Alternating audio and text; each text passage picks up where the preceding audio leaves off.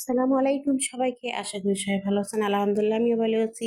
তো শুক্রবার বলতে স্পেশাল খাবার, তাই তো আমিও একটু স্পেশাল ভাবেই রান্না করতেছি আজকের মুরগিটা। তো এই মুরগিটা আমি কাটা বাছা পরিষ্কার করা দেখিয়ে দিয়েছি আপনাদেরকে। আজকে আমি রান্না করব, ওটাও দেখিয়ে দেবো আপনাদেরকে।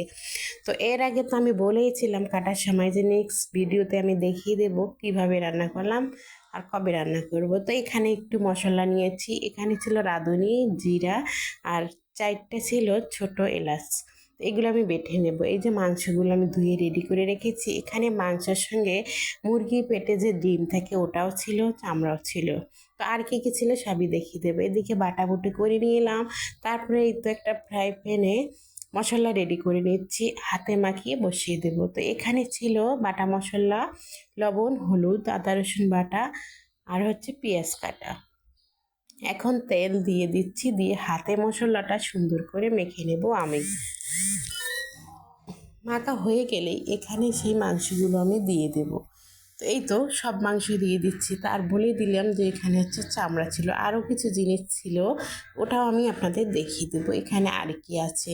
তো এখন আমি সবগুলো হাতেই মেখে নিচ্ছি, খুব সুন্দর করে মেখে নেব, যাতে যেন দেখলেই মনে হয় যে রান্না হয়ে গেছে। তা মুরগির তো মানুষ এখন ভুঁড়িও খাচ্ছে। তো ব্রয়লার মুরগির ভুঁড়ি যদি খাওয়া যায়, তাহলে এই মুরগির এইটা আমি নিয়েছি। তো এটা কি, আশা করি সবাই যারা চিনেন তারা বলবেন কমেন্টে এটা কি ছিল। যদি কেউ বলতে পারেন, যারা চিনবে তারা অবশ্যই বলতে পারবে। তারপরে তো এই তো হাতে মেখে এখন আমি বসিয়ে দেব চুলায়। তো চুলায় বসিয়ে দেওয়ার আগেই কিন্তু ভালো করে মাখতে হবে।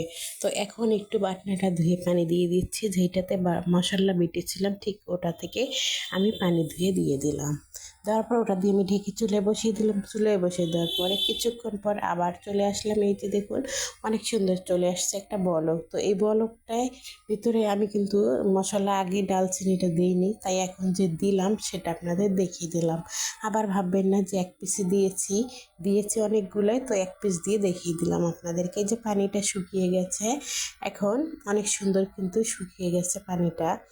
তো এই যে পানিটা যে শুকিয়ে গেছে, এখন কিন্তু এটার নামই হচ্ছে কষা। এখন আমি কষায় নিচ্ছি তরকারিটাকে। তো তরকারিটা কষার পরে ঠিক এই জায়গায় কিন্তু আমরা আলু দিতে পারবো। তো কেউ দেয় আবার কেউ দেয় না, একটু কষায় নেয়। তো আমি এখানে দিয়ে দিলাম আলুটা।